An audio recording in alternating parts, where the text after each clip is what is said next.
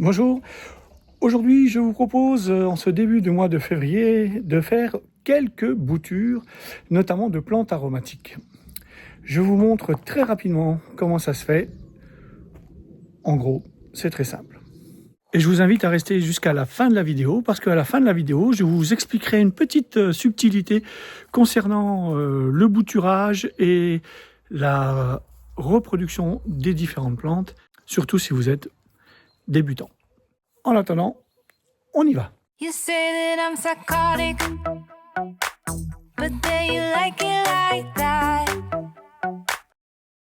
Alors je vais faire la bouture de sauge, la bouture de romarin, mais je vais aussi aller faire quelques petites boutures de plantes autres que des aromatiques. Ça c'est mon nouveau petit coq qu'on vient d'entendre. Autres plantes aromatiques comme ce pied de ronce sauvage qui pousse devant chez moi et mon thym.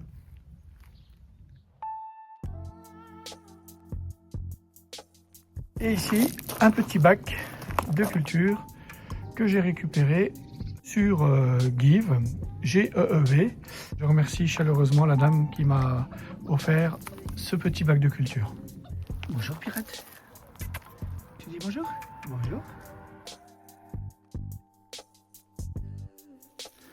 Alors de manière tout simple, hop, je plante directement en terre. Voilà, et ça,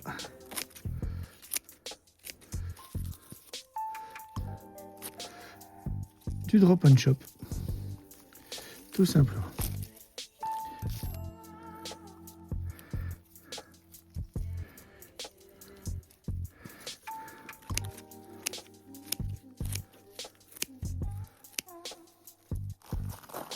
Pour le romarin, prenez des bonnes tiges,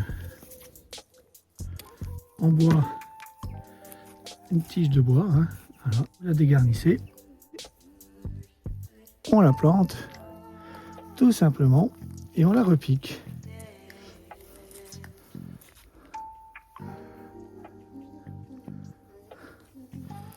Et on laisse faire Dame Nature.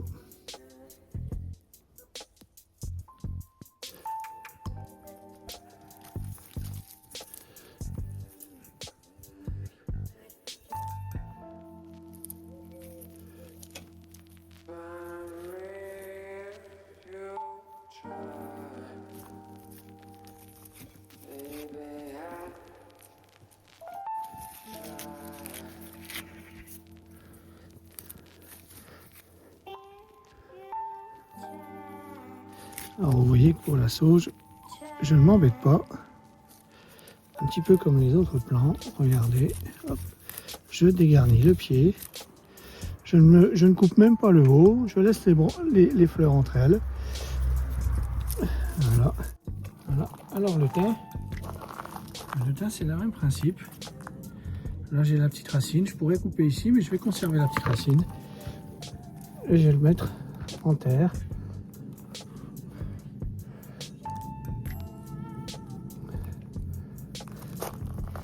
Un peu à la manière des pieds de tomate pour que ça marcotte. Vous voyez, hop, là j'ai mon pied qui a été coupé. Voilà, donc là je sépare, je récupère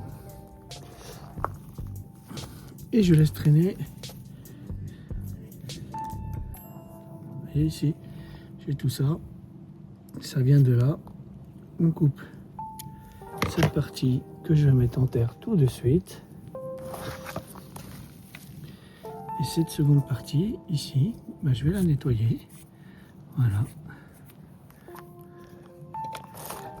Et je vais la positionner pareil en forme allongée dans le sol. Voilà. Et voilà. Alors avec le thym, je ne m'embête pas. Je plante tout. Ça repart tellement bien.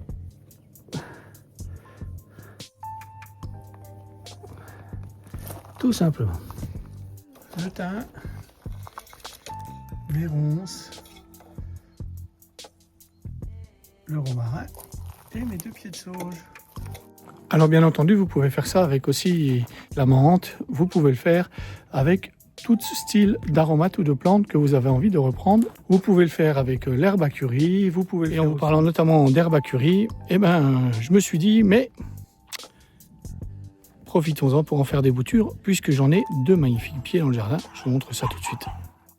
Voilà mon premier. Et voilà le second. Donc c'est pareil, on va en profiter pour prendre une bouture un peu, ici comme vous le voyez, ligneuse. Hop, une ici, une là, voilà, et une là. Alors, comme les autres, et bien sur le même principe, on va les effeuiller. Ça sent terriblement bon.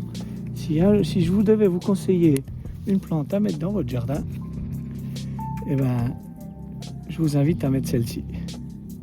Et j'en profite pour faire une spéciale dédicace à Estelle et Laurent. C'est votre cadeau et je ne m'en lasse pas. Merci encore. Tu dis bonjour, Oli? Et les poules, on dit quoi? Eden.